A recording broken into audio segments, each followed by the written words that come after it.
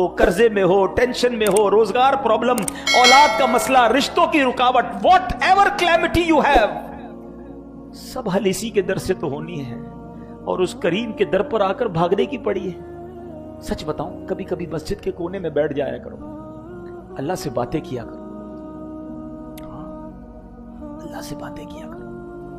ये कमाल है। यकीन बताऊं आपको, दुनिया में बड़े आदमी से बात करने का मौका नहीं मिलता, टाइम पहले लेना पड़ता है। अव्वल तो टाइम ही नहीं मिलता, मिल भी जाए तो किसी सेक्रेटरी के थ्रू टाइम मिलता है, वो पहले ही बता देता है साहब बहुत बिजी हैं, 5 मिनट से ज्यादा बात नहीं कर सकते।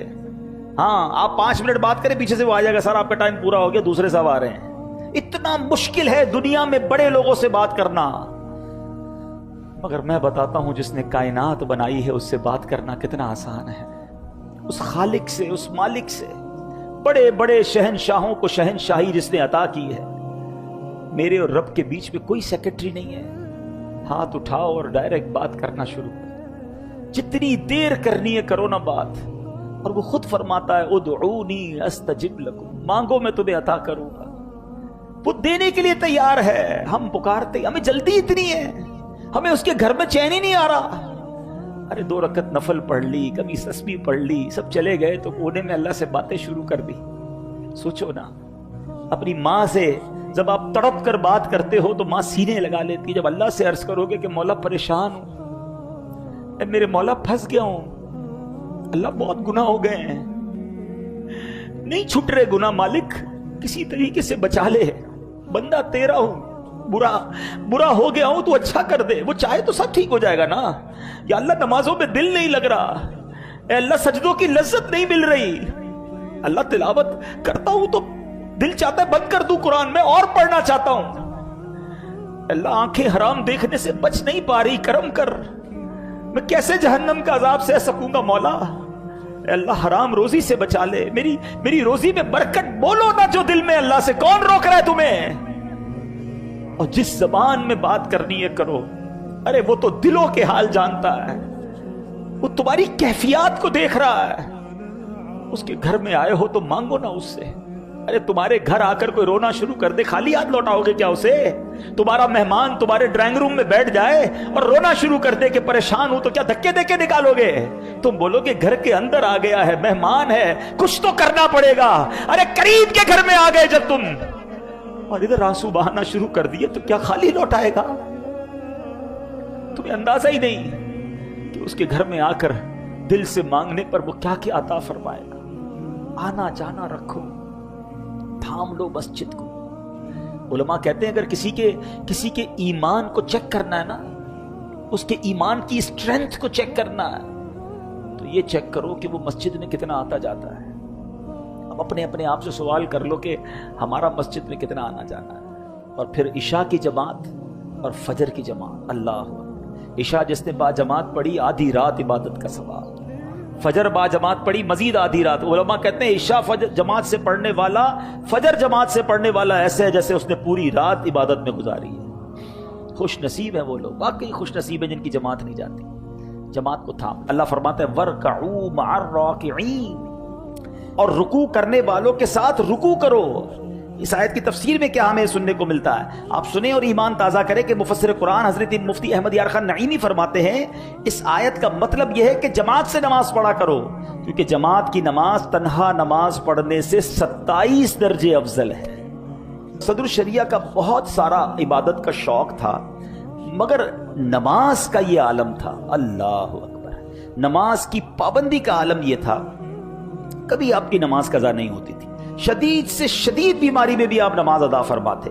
एक बार आप अजमेर शरीफ में थे, आपको शदीद बुखार हुआ, बेहोशी तारी हो गई, जोहर के वक्त शुरू होने से पहले आप बेहोश हो गए और असर तक इसी हालत में रहे। जैसे ही बेदार हुए ना, तो आपने अपने शागिर्द से कहा ये बताओ जोहर का वक्त बाकी है कि नहीं? कहा हुजूर जोहर का वक्त तो चला गया। अल्लाह, अब ये सुनना था कि आपके चेहरे की कैफियत ऐसी हो गई कि बहुत तकलीफ हुई हो, आंसू निकलना शुरू हो गए। कहा हुजूर खैर तो है? कहाँ तकलीफ हो रही है? कहा तकलीफ नहीं हो रही, बस तकलीफ ये हो रही है कि जोहर कज़ा हो गई। कहा हुजूर आप तो बेहोश थे, जब बंदा बेहोश होता है तो वो मुकल्लफ नहीं होता, उसको गुनाह नहीं होगा। आप फरमाते हैं कि ठीक है गुनाह तो नहीं होगा, مگر میں مقررہ وقت پر دربار الہی میں حاضری سے محروم ہو گیا. وہ ٹائم تھا اللہ کی بارگاہ میں حاضر ہونے کا، وہ ٹائم مجھ سے چلا گیا. اے میرے میٹھے اسلامی، بے ہوش ہیں، بستر پر ہیں، مگر تکلیف یہ ہے کہ نماز چلی گئی. ایک بار زندگی میں کبھی ایک بار ایسا ہوا ہمارے ساتھ، جو موبائل گرنے سے، جیب کٹنے سے، پیر پہ ٹھوکر لگنے سے تمہیں تکلیف ہوئی، اتنی بھی تکلیف کبھی نماز قضا ہونے پر ہوئی؟ بلکہ نماز قضا کرنے کے تو کچھ لوگ بہانے ڈھونڈتے ہیں، ہاں معذرت کے ساتھ، بس یار آج سر میں بہت درد ہے، کل سے پڑھ لوں گا، آج طبیعت ٹھیک نہیں ہے، بس آج رہ جا، آج اگلے جمعے سے پڑھ لوں گا. یہ نہ کرو. اچھا ایک اور بڑا پرابلم ہے، جو پکا نمازی بھی ہو نا، ٹرین میں تو گئی نماز اس کی، ابھی ٹرین میں کہاں وضو کریں گے، کہاں نماز پڑھیں گے، ٹرین میں کھانا پھر کیسے کھاتے ہو بھائی؟ نہیں وہ تو اسٹیشن سے کھا لیتے ہیں، نہیں وہ تو گھر سے لے کے جاتے ہیں. بس میں نماز گئی، یار بس میں کہاں اتریں گے، جہاز میں. اچھے خاصے نمازی کی نماز بھی سفر میں چلی جاتی ہے. کیوں چلی جاتی ہے بھائی؟ سب سے پہلا فرض نماز ہے. یہ بستر پر ہیں، بے ہوش تھے، مگر اٹھتے ہی پہلا سوال کہ نماز کا وقت ہے کہ نہیں. اللہ کرے ہماری گٹی میں نماز ہو جائے، ہماری زندگی کا سب سے مین ٹاپک ہی نماز ہو جائے. اور یہ فرض بھی تو ایسا ہی ہے نا، سب سے پہلا فرض ہے نماز. اور پھر نماز کے بعد افضل لوگ وہ ہیں جس کو بہت پسند کیا گیا، وہ جماعت ہے، کہ بندہ نماز بھی پڑھے اور جماعت کے ساتھ پڑھے، مسجد میں آ کر پڑھے. سبحان اللہ. سیدی صدر الشریعہ کا جماعت کا معمول کیسا تھا؟ بوڑھے ہو گئے تھے مگر پھر بھی مسجد میں پہلے پہنچ جاتے. بعض اوقات تو ایسا ہوتا کہ مؤذن صاحب لیٹ ہوتے تو آپ ہی جا کر اذان بھی دے دیا کرتے تھے، اتنا مسجد جانے کا شوق تھا. ایک بار آخری جب وقت تھا، بڑھاپا بڑھ گیا، تو آپ کی بینائی کمزور ہو گئی. فجر کے لیے گھر سے نکلے جماعت کے لیے، تو آپ کے گھر اور مسجد کے درمیان ایک کنواں بھی تھا، اور کنواں کھلا ہوا تھا. کنویں کے اوپر منڈیر ہوتی ہے نا، دیکھا نا آپ نے، ایک وہ چھوٹی سی جس کو ہماری میمنے میں پاڑی کہتے ہیں، تو ایک منڈیر سی بنی ہوئی تھی. تو آپ اندھیرے میں جا رہے تھے، نگاہیں کمزور تھی، آپ اس منڈیر پہ چڑھ گئے اور قریب تھا کہ اس کنویں میں گر جاتے. پیچھے سے خاتون نے آواز لگائی کہ مولانا صاحب کنویں میں گر جاؤ گے، آگے مت بڑھو. پھر اس آواز سے سمجھ آئی کہ میں کہیں اور نکل گیا ہوں. واپس آئے اور مسجد پہنچے اور آپ نے نماز فجر با جماعت ادا کی. اس کیفیت میں بھی ان کی جماعت نہیں جاتی تھی. اور آج ہم ہیں، یار گرمی بہت ہے، سردی بہت ہے، تھک گیا ہوں، لیٹ سویا ہوں. نہیں میرے میٹھے اسلامی بھائی، جماعت یہ بہت بڑی نعمت ہے، اور جماعت کو جو تھام لیتا ہے نا، اس کی نماز اور پکی ہو جاتی ہے. ہر مسلمان مرد جو عقل مند ہے، پاگل نہیں ہے، بالغ ہے، نابالغ نہیں ہے، آزاد ہے، غلام نہیں ہے جیسے پہلے کے دور میں غلام ہوتے تھے، اور مسجد تک پہنچنے کی طاقت رکھتا ہے، اس پر 5 نمازیں مسجد میں آ کر با جماعت ادا کرنا واجب ہے.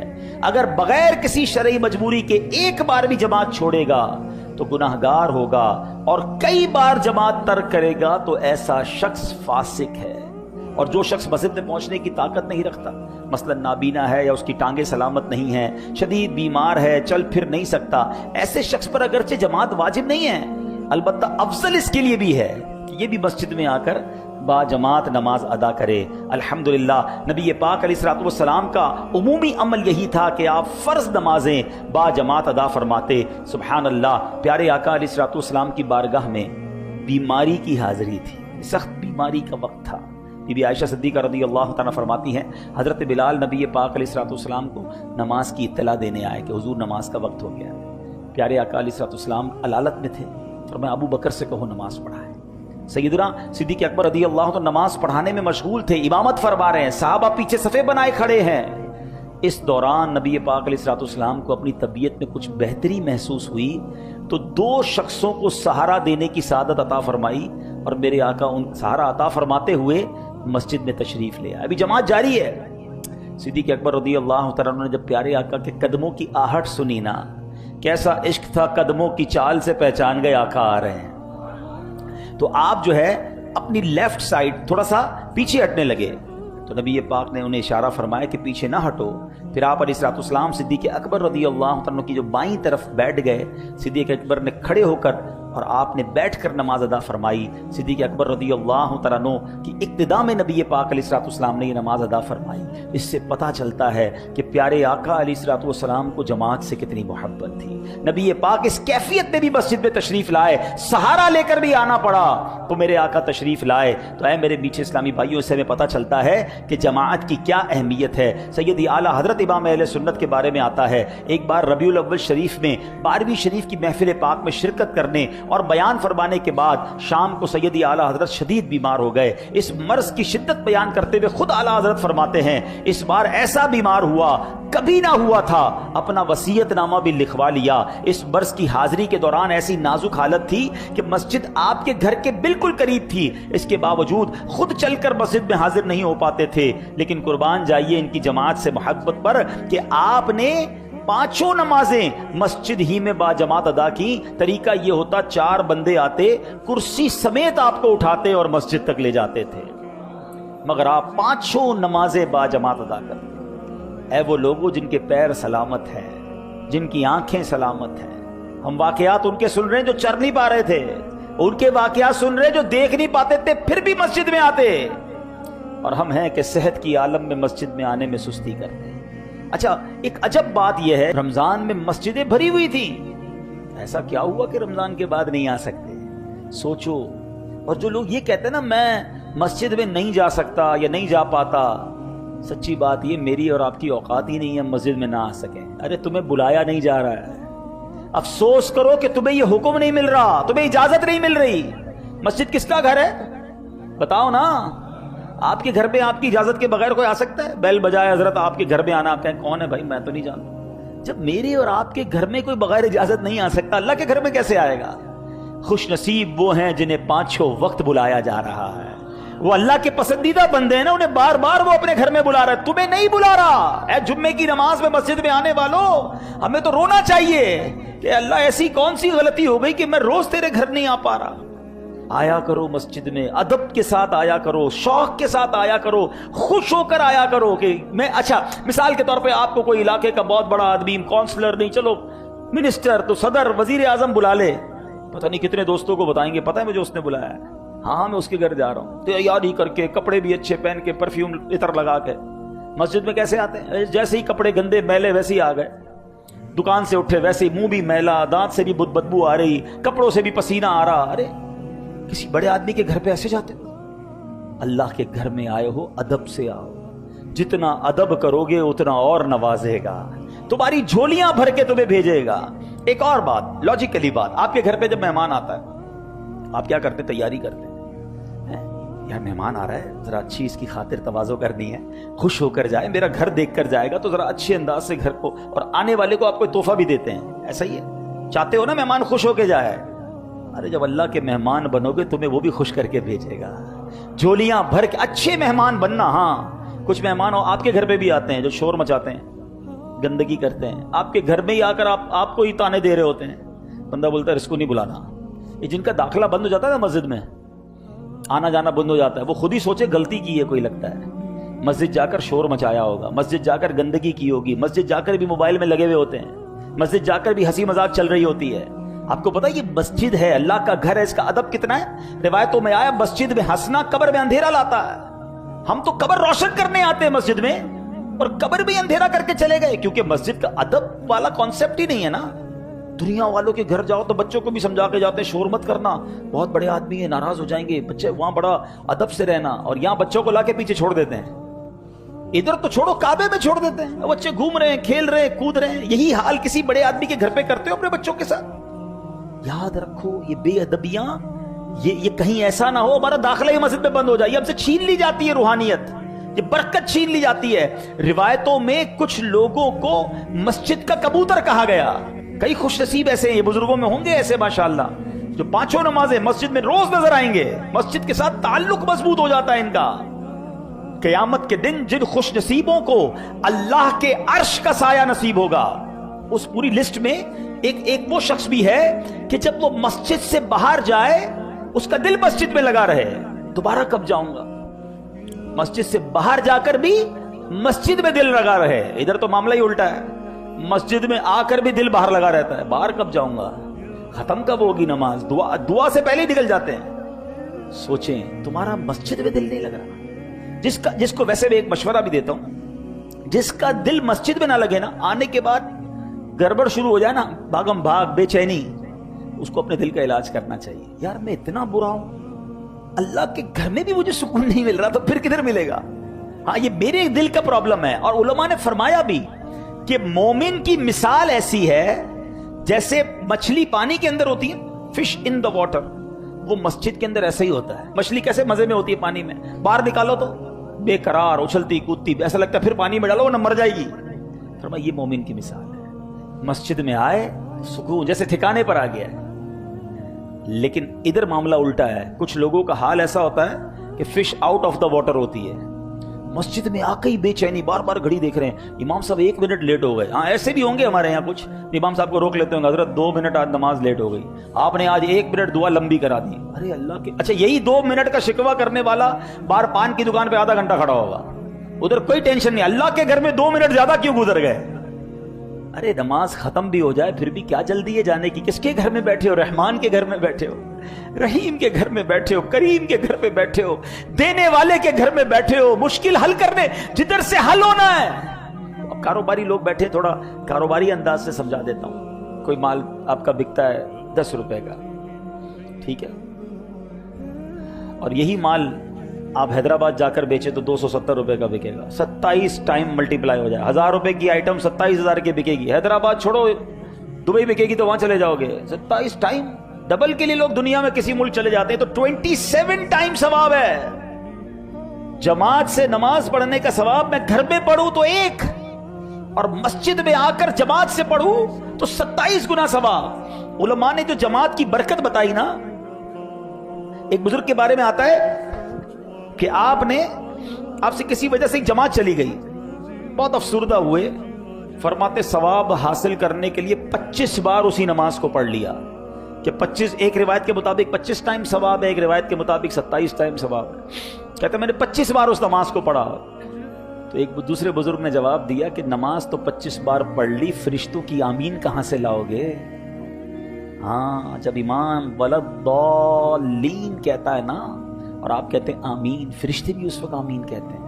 اور روایتوں کا مضمون ہے جب فرشتوں کی آمین اور کسی بندے کی آمین مل جائے اللہ اس کے گناہ معاف کر دیتا ہے. یہ جماعت کمال چیز ہے. ہاں وہ جو آپ نے دیکھا معجون ہوتا ہے، کبھی کبھی حکیم جو ہے بہت ساری جڑی بوٹیوں کا ایک معجون بنا کر، ایک مرکب بنا کر آپ کو دوائی کے طور پہ دیتا ہے. یہ جو ٹیبلٹس ہوتی ہیں یہ کیا ہوتا ہے؟ ٹیبلٹس کے اندر بھی کئی چیزیں ہوتی ہیں، کئی قسم کے کیمیکل، وہ سب کیمیکل جب ملتے ہیں تو آپ کو فائدہ دیتا ہے. الگ الگ کوئی جڑی بوٹی کھا لے تو وہ فائدہ نہیں ہوگا. علماء کہتی ہے جب جماعت ہوتی ہے نا، اس میں کوئی نیک بھی کاندھے سے کاندھا لگا کے کھڑا ہوتا ہے، کوئی اللہ کا نیک بندہ ہوتا ہے، کوئی اخلاص والا ہوتا ہے، کوئی سخی کھڑا ہوتا ہے، کوئی مجبور کھڑا، کوئی بے چین کھڑا ہوتا ہے، کیونکہ سب کی کیفیات الگ ہے نا. کوئی غریب کھڑا ہوتا ہے، کوئی امیر کھڑا ہوتا ہے، کوئی عالم ہوتا ہے، کوئی حافظ ہوتا ہے، پتہ نہیں. اور سب مل کے جب دعا ہو رہی ہوتی ہے تو آمین کہہ رہے ہوتے ہیں. ارے سوچو کتنی آمین میں تمہاری آمین شامل ہو رہی ہے. میری تو قبول نہ ہوئی لیکن میرے ساتھ جو جماعت میں شریک تھا اس کے صدقے ہم سب کی قبول ہو جاتی ہوگی. سمجھو یہ معجون ہے، یہ ایک مرکب ہے، یہ خوبصورت فارمولہ ہے جماعت کا. دنیا کے کسی مذہب میں یہ مظہر نہیں ملتا آپ کو. اچھا لوگ کہتے ہیں یار ڈسپلن ہونا چاہیے. ایک تو ہمارا یہ بڑا پرابلم ہے، ہم دوسروں کے ڈسپلن دیکھ کر، ٹائم ٹیبل دیکھ کر کہتے ہیں یار ہمارے مسلمان تو کچھ ڈسپلن والے ہیں ہی نہیں. یورپ جاؤ تو اتنا ڈسپلن، ایوری تھنگ ٹائم پہ، ٹرینیں بھی ٹائم پہ، جہاز بھی ٹائم پہ، ان کی مثالیں ہی دے رہے ہوتے ہیں. مسئلہ یہ تم نے اسلام پڑھا ہی نہیں ہے. جو ریلیجن، جو مذہب ہمیں ٹائم ٹیبل کا، ڈسپلن کا، ٹائم مینجمنٹ کا درس دیتا ہے وہ اسلام کے علاوہ کوئی نہیں ہے. میں الحمدللہ ساری دنیا گھوما ہوں، میں نے دنیا بھر کی ایئر لائنز اور ٹرینوں میں سفر کیے ہیں، ٹھیک ہے نا، ہم نام لیں اس ملک کا، لیکن سمجھانے کے لیے کہہ رہا ہوں. آپ کو وہاں پھر بھی موسم کی خرابی کی وجہ سے فلائٹ ڈیلے بھی ملے گا، ٹرین ڈیلے بھی ملے گی. مجھے بتاؤ آندھی ہو، طوفان ہو، بارش ہو، مؤذن وقت پہ اذان دے دیتا ہے. دنیا کی لاکھوں مسجدیں ہیں ऑन टाइम अजान दी जाती है, ऑन टाइम जमात खड़ी होती है। अरे 1, 2, 4 ट्रेनें और प्लेन टाइम पे चला लेने से कुछ नहीं होता। हर दुनिया में रंगो नस्ल के इमाम और मौजिन होते हैं, मगर लाखों मस्जिदों में ऑन टाइम अजान होना, ऑन टाइम जमात होना। अरे 1 मिनट पहले मगरिब में हम इफ्तार नहीं करते, 1 मिनट पहले सहरी बंद कर लेते हैं, 1 मिनट बाद खाना नहीं खाते। इतनी टाइम मैनेजमेंट दुनिया में और कौन से मजहब में है? अरे इस्लाम तो सुबह शाम हमें टाइम मैनेजमेंट सिखा रहा है। वक्त खत्म हो गया तो नमाज कज़ा हो जाएगी, वक्त शुरू नहीं हुआ तो नमाज तुम नहीं पढ़ सकते। हमें कितना टाइम का पाबंद किया गया है। ये अलग बात है अगर हम अपनी लाइफ में इंप्लीमेंटेशन ना करें, वरना टाइम मैनेजमेंट जितनी खूबसूरत अंदाज में इस्लाम अता करता है, दुनिया में और कोई मजहब अता नहीं करता। इतना लोगों के देखकर डीमोरलाइज ना हो जाया करो। मैं आपको बताता हूं टाइम मैनेजमेंट और मैनेजमेंट के साथ, डिसिप्लिन के साथ ट्रेवल कैसे होता है। दुनिया में कई आपने बड़े बड़े जो जिसको कहें जलसे होते हैं, बड़े बड़े इवेंट होते हैं। कितने लोग होते हैं? 25,000, 50,000, बहुत बड़ा इवेंट हो गया, 1,00,000, 2,00,000। हज में कितने लोग होते हैं? अल्लाह पाक कोविड का खात्मा फरमाए, फिर हज के सफर शुरू हो। 35 लाख 35 लाख लोग टाइम के साथ चल रहे होते हैं। आज रात मुजदलिफा में गुजारनी है तो सबने मुजदलिफा में गुजारनी है। हाँ, अब टाइम के साथ चलना है। आज मिना में रात गुजारनी है तो मिना में गुजारनी है, अरफात में होना है तो अरफात में होना है। ऐसी मैनेजमेंट, इतना टाइम टेबल, इतना डिसिप्लिन, सुभान अल्लाह। इतने बजे से इतने बजे तक कंकरी मारनी है तो उसी में कंकरी मारनी है, लाखों लोगों ने मारनी है। इस्लाम तो प्रैक्टिकली हमारी सारी इबादतें हमें टाइम मैनेजमेंट सिखा रही हैं कि वक्त की अहमियत क्या है। अब बंदा नमाज भी पढ़े और बाकी काम सारे देर से कर रहा हो तो कसूर तो उसका है। नमाज तो रोज टाइम सिखा रही है कि जब नमाज टाइम पे पढ़नी है तो बाकी काम भी टाइम पे करने हैं। वादा करना है तो पूरा करना है, किसी को टाइम देना है तो टाइम पे पहुंचना है। एक बात तो ये क्लियर हो गई। अब दूसरी बात, जो मसावात का दर्स है ना जमात में, अल्लाह अकबर, ये सीखने वाली बात है। जो लोग थोड़ा सा कंपैरेटिव रिलीजन पढ़ा हुआ है, जिन्होंने दीगर मज़ाहिब के बारे में मालूमात की है, मैं मज़हबों का नाम नहीं लेता, कई मज़हब ऐसे हैं जिनमें अलग अलग कौमों के अलग अलग इबादत के टाइमिंग्स हैं, या उनके चर्चेज ही अलग बने हुए हैं। फला कम्युनिटी का चर्च अलग, फला उसका इबादत गाह अलग, उस कौम की इबादत गाह अलग। यानी वो एक ही मज़हब वाले लोग हैं मगर एक साथ इबादत नहीं कर सकते क्योंकि कौम अलग है, स्टाइल अलग है, उनकी कास्ट अलग है। मैं कई चीजें नहीं बोल पा रहा, लेकिन आप इशारा समझ रहे होंगे। जिनको दुनिया पर कुछ तवज्जो है, नजर है, मगर जमात के अंदर एक ही सफ में खड़े हो गए महमूद अयाज हैं। अरबोपति भी खड़ा है, उसी का ड्राइवर भी खड़ा है, बल्कि बाज़ औक़ात तो ऐसा भी होता है कि सेठ मुक्तदी होता है और जॉब करने वाला इमामत कर रहा होता है। वो सेठ कहता है पीछे इस इमाम के। अरे ऐसा मंजर दुनिया में किधर मिलता है कि उलमा हो, हुफ़ाज़ हो, बच्चे हो, बूढ़े हो, किसी भी जनाब रंगो नस्ल से हो, अफ्रीकन हो या अरबी हो, गोरा हो या काला हो, अल्लाह का बंदा है, मुसलमान है, वो एक सफ में खड़े होकर नमाज पढ़ रहा है। पूरी दुनिया में ये मंजर आपको किसी और रिलीजन में नहीं मिलता।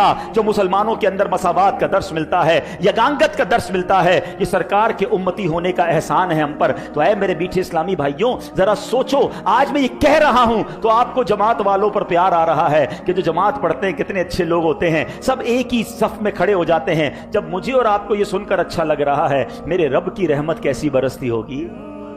सब खड़े हैं लाइन से, हैं, किसी भी रंग से हैं, किसी भी नस्ल से हैं, मालदार है, गरीब है, सेठ है, नौकर है, मजदूर है, आलिम है, सब कांधे से कांधा मिलाकर खड़े हैं। जब ये मंजर मेरे रब की रहमत मुलाहिजा करती होगी, कैसी रहमतें बरसती होंगी।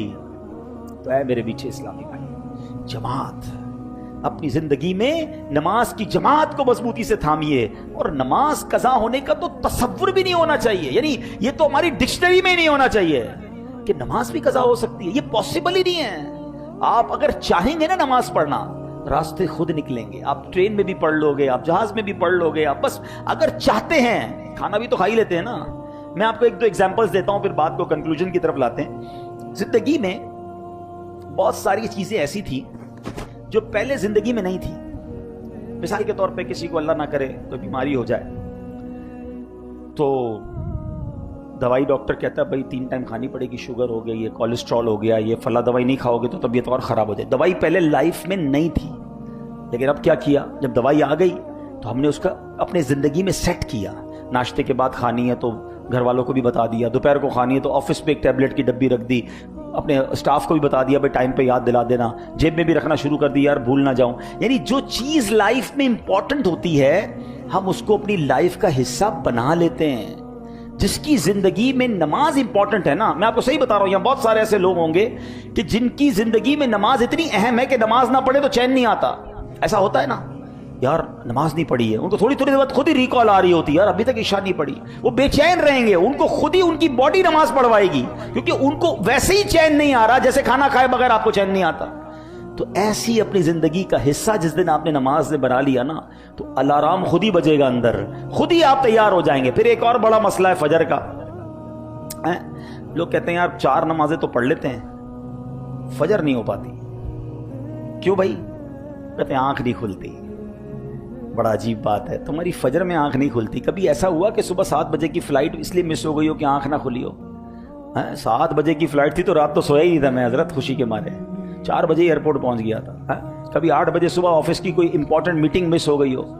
اسکول پہنچ جاتے ہیں ٹائم پہ, کالج پہنچ جاتے ہیں, نماز ہی مس ہوتی ہے, آفس میٹنگ پوری ہو جاتی ہے, فلائٹ ٹرین سب ملتی ہے. اس کا مطلب کیا ہوا کہ جو امپورٹنس فلائٹ کی, ٹرین کی, میٹنگ کی ہے, وہ امپورٹنس آپ کی زندگی میں نماز کی ابھی ہوئی نہیں ہے. ورنہ کچھ بھی ہو جائے نماز کیسے چلی جائے. تو بہرحال میرے بیچے اسلامی بھائیوں, جب رمضان میں نمازیں پڑھ سکتے ہیں نا تو ابھی بھی نمازیں پڑھ سکتے ہیں. اور نماز کے بغیر زندگی اچھی نہیں ہے. نماز کو پتہ ہے احادیث میں کیا کہا گیا؟ الصلاۃ عماد الدین. یہ مسجد میں پلر ہے نا, عماد کہتے ہیں ستون کو, یہ ستون ہے. نماز دین کا ستون ہے. اللہ نہ کرے کوئی ستون نکال دے, عمارت کا کیا ہوگا؟ گر جائے گی نا. بغیر ستون کی عمارت گر جائے گی, ستون ہی نکال دیں. ہماری دین کی عمارت کا ستون نماز کو کہا گیا. اگر وہ ستون نکل گیا تو یہ دین کی عمارت ہی کہیں بیٹھ نہ جائے.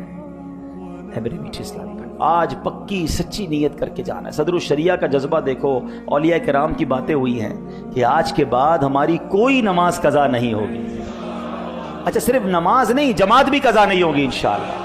ہاں یہ جو برکت ہے نا, نمازیوں کی برکت, یہاں نہ جانے کون کون آتا ہوگا, اللہ کے گھر کی برکت, پھر 27 گنا ثواب. تو بیپاری بنو نا بھائی, تھوڑی سی زندگی رہ گئی, یہ زیادہ نیکیاں کمانی ہیں. اور مسجد میں آ کر بیٹھنے کی بھی عادت ڈالیں. حدیث پاک سن لیتے ہیں. تو حضرت ابو سعید خدری رضی اللہ تعالیٰ عنہ اس کے راوی ہیں کہ اللہ پاک کے آخری رسول مقبول صلی اللہ تعالی علیہ وسلم نے فرمایا, جب بندہ با جماعت نماز پڑھے پھر اللہ پاک سے اپنی حاجت یعنی ضرورت کا سوال کرے تو اللہ پاک اس بات سے حیا فرماتا ہے کہ بندہ حاجت پوری ہونے سے پہلے لوٹ جائے.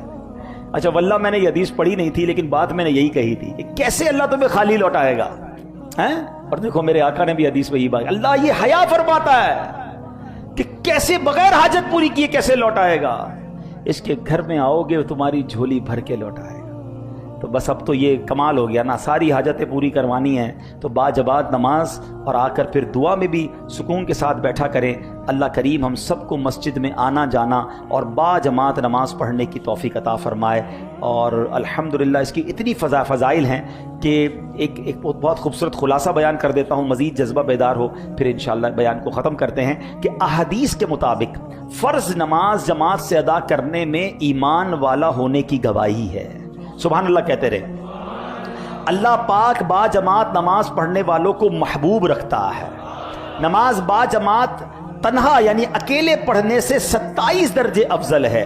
اللہ پاک اور اس کے فرشتے با جماعت نماز پڑھنے والوں پر درود بھیجتے ہیں. با جماعت عشاء کی نماز پڑھنا گویا آدھی رات عبادت کرنا ہے. فجر کی نماز با جماعت پڑھنا گویا پوری رات عبادت کرنا ہے. با جماعت نماز پڑھنے والا پل صراط سے سب سے پہلے بجلی کی مانند گزرے گا. با جماعت نماز ادا کرنے والوں کی شان و شوکت دیکھ کر اہل محشر رشک کریں گے, اس کے گناہ بخش دیے جائیں گے. جو نماز با جماعت کے لیے مسجد میں آئے اس کو ہر قدم کے بدلے ثواب ملے گا. مسجد کی طرف جانے والے کے ہر قدم پر 1 درجہ بلند ہوتا ہے, 1 گناہ مٹا دیا جاتا ہے. اللہ کریم اس کے لیے صبح و شام جنت میں مہمانی کا اہتمام فرمائے گا.